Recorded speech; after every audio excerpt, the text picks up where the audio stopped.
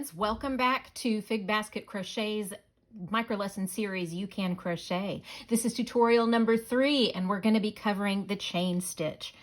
If you haven't mastered the slip knot, you can watch my other tutorial on that. So first we're going to make a slip knot. And there we go. And pull it tight. Oh, pull from the working end. And then check your hook, make sure it can go through, and here we go.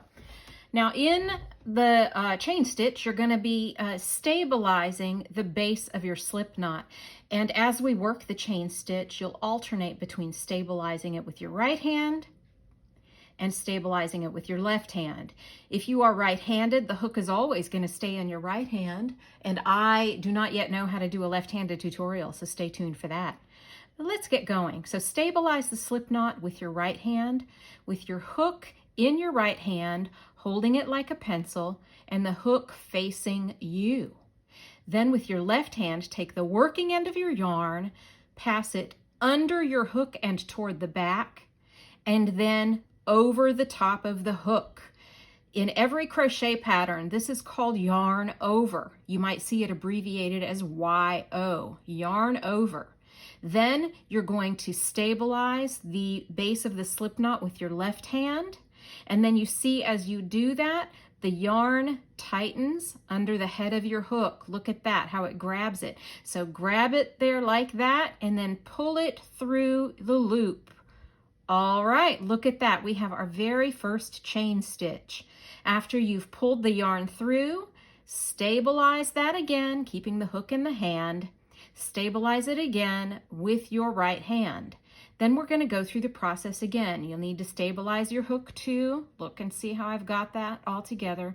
The yarn goes under the hook toward the back, over the top.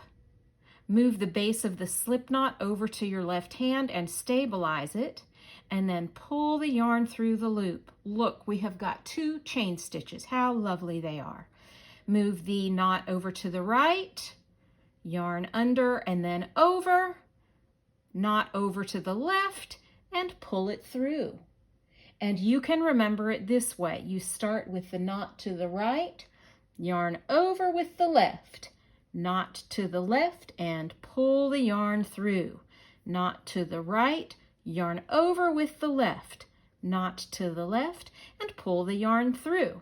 And as your chain gets longer, you don't need to stabilize the chain at the base of the knot. You can stabilize it further. So as we go over, I'm going to move a little further up here, stabilize that chain, yarn over, pass it over to the left hand, pull the yarn through, over to the right, yarn over with the left, over to the left, and pull the yarn through. And then you want to just do this over and over again.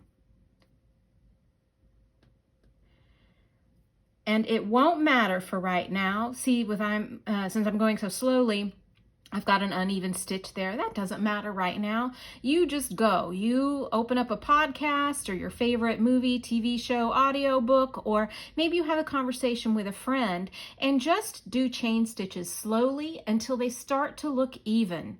And then let's say you want to start over. You would pull your hook out and then you rip the chains out. This process in the crochet world is called frogging, either because the sound goes rip, rip, and it sounds like a frog, or the sound rip it out sounds a little bit like a frog.